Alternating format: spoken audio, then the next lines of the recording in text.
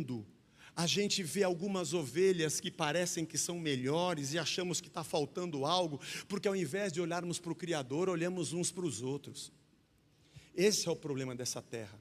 O seu problema não é que você tem pouco dinheiro. O seu problema é que quem está ao teu lado tem mais dinheiro que você. Porque se você tivesse o mesmo dinheiro no meio de gente que não tem, você estaria feliz.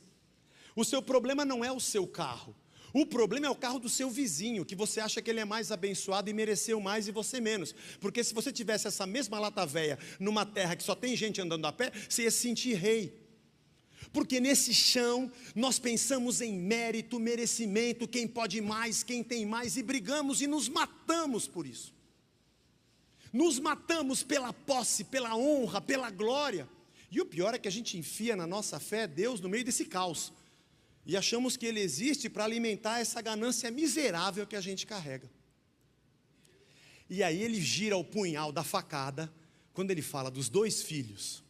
Não é do filho pródigo, Zé? Então, a Bíblia, não se esqueça, o Evangelho foi escrito no texto corrido. Os editores que separam em perícopes e dão títulos, tá? A parábola do filho pródigo é um título colocado. O mais justo seria a parábola dos 2 filhos, porque é isso que ele diz. Um homem tinha 2 filhos.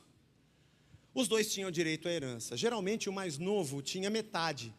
Então tem 2 filhos, divide a herança em 3, o mais velho ganha 2 partes e o mais novo 1. Ele tinha direito ao dobro, era mais ou menos assim. Ô pai, não é por nada, mas eu queria minha parte, mérito, minha parte. Pô, moleque.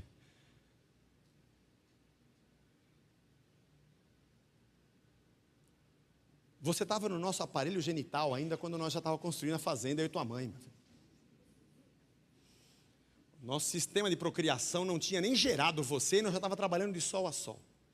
Você não entendeu que você não tem, mas tem. Segundo o mérito você não teria, mas porque você tem pai, você tem.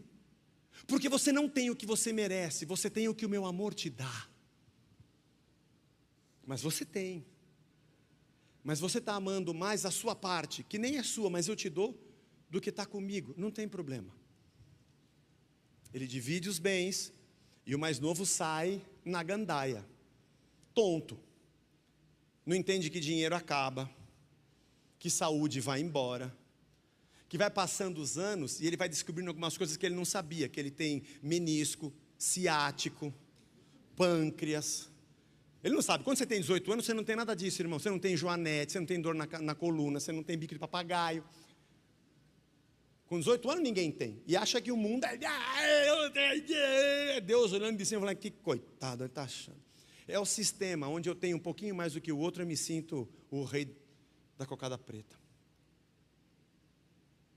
Tonto. Gastou tudo. Gastou tudo e foi parar no... Um esperto encontrou um espertalhão, né? Ô, trabalha comigo. O cara não pagava nada. Deve ter deixado ele na miséria ainda. Ia apacentar porcos e passava fome. Não, te pago amanhã, te pago amanhã. O espertão encontrou o esperto e meio. Trabalhava como escravo.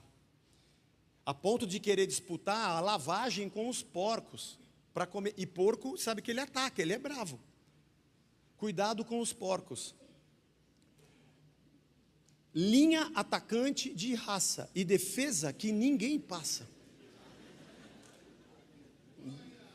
Posso ouvir um amém? Imagina o moleque, o porco para pegar resto. Ele cai em si e fala, meu Deus do céu. Um empregado do meu pai está vivendo melhor do que eu, que era filho. Eu pequei contra Deus e pequei contra o meu pai. Já sei o que eu vou fazer, vou voltar e pedir perdão para ele. E aqui tem coisas incríveis. O pai vê ele de longe. O pai devia estar preocupado com tanta coisa na sua terra, na sua fazenda. Não, nada preocupa mais o pai do que o filho. Ele devia estar no muro todo dia. E viu de longe. E foi correndo ao encontro. Lembra de Davi e Absalão? Absalão armou um salseiro, matou o seu meio-irmão, fugiu e deixou Davi muito triste. Aí Absalão volta e pede perdão e Davi não perdoa. Lembra disso? Ele fica na porta do palácio por semanas, chorando. E Davi não recebe. E o povo fica, é isso que ele merece. Quem mandou trair o próprio pai?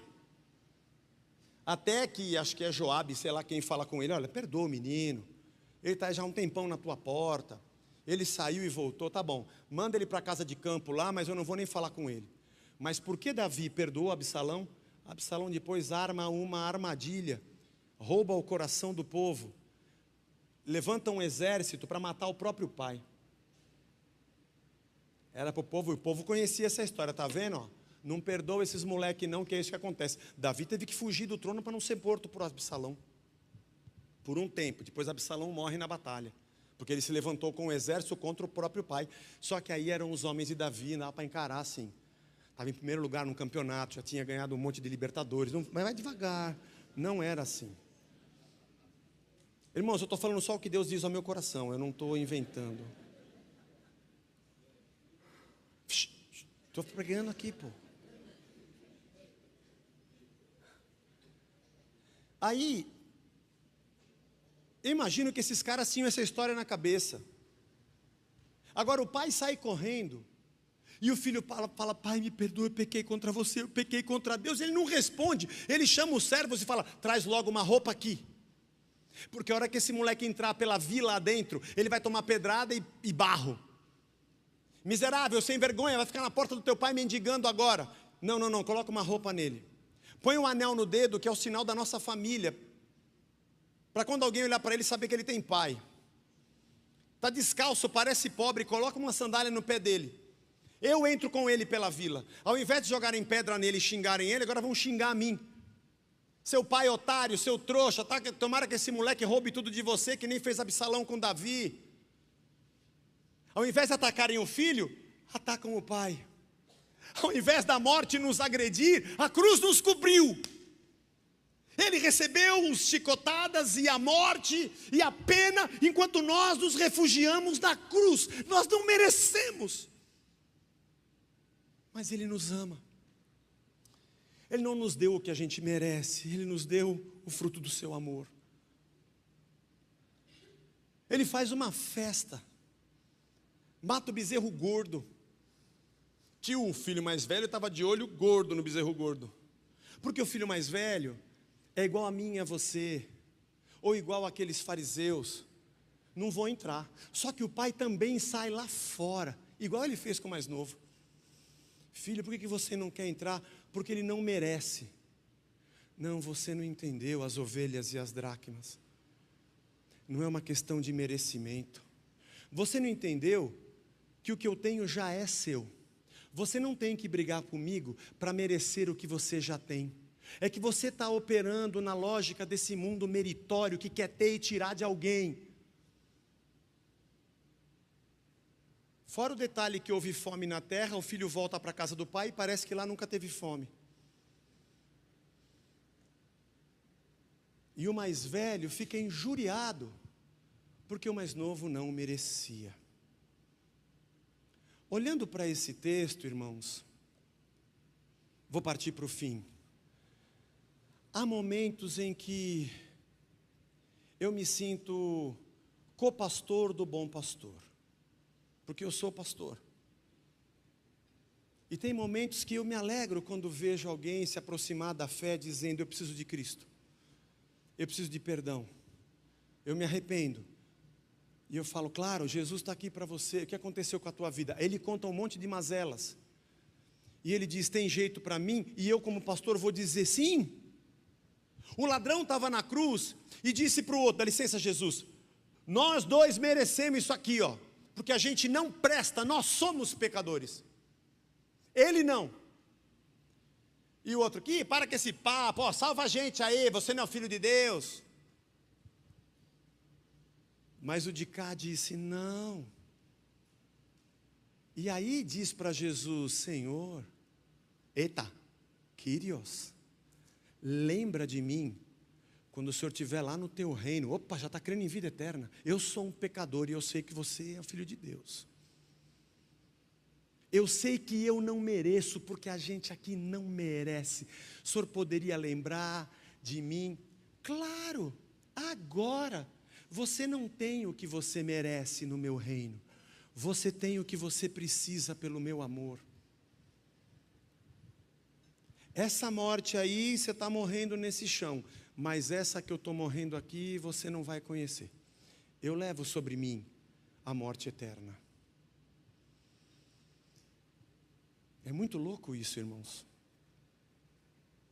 É muito louco isso, porque às vezes eu me sinto uma ovelha. Tem horas que eu me sinto como pastor, tem horas que eu me sinto como ovelha. É isso que eu digo para o cara. Se o ladrão da cruz pôde, você também pode. Tem horas que eu me sinto como uma ovelha. Eu falo, Senhor, obrigado. Não sei se já aconteceu com você, você passa por um livramento, você vê a mão de Deus te abençoando, ou algo que você não esperava, fala, Senhor, como o Senhor é bom. Olha, eu não tive nem tempo de orar e o Senhor me livrou disso.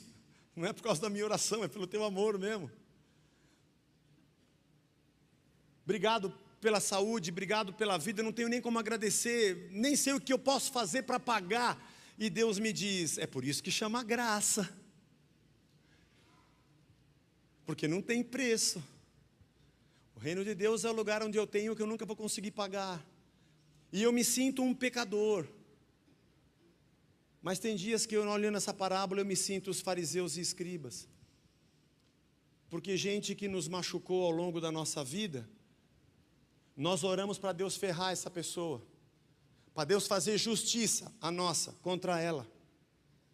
Temos aquele termo na nossa boca que a gente fala de boca cheia e coração palpitando, quando a pessoa que nos ofendeu tropeça. Bem feito, é o que você merece, vá com o diabo que te carregue. Quem mandou mexer com o ungido de Deus? Como se a minha justiça retributiva, meritória, vingativa, fosse abraçada por Deus, porque eu vim na igreja e entreguei uma oferta. Opa, você deu um dinheirinho, eu vou acabar. Você não gosta de quem que você não gosta aqui? Fala para mim que eu vou dar um tapa nele. Como se a pessoa a quem eu e você amaldiçoamos também não fosse alvo do amor de Deus. É que é um problema no chão da vida. Os publicanos e pecadores na mesa de Deus.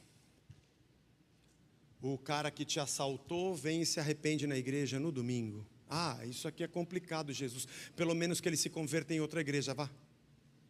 O que os olhos não vê, o coração não sente. Não é? E a nossa torcida pelo tropeço. Porque talvez nós não entendemos o Evangelho. Amamos mais a nossa herança terrena do que a eterna. Desejamos a morte de quem a gente julga ser pecador, porque nós nunca enxergamos o nosso pecado. Não gostamos de ver Deus usando de misericórdia para com as pessoas que julgamos. E aprendemos a orar a Deus e pedir justiça segundo a nossa retribuição vingativa.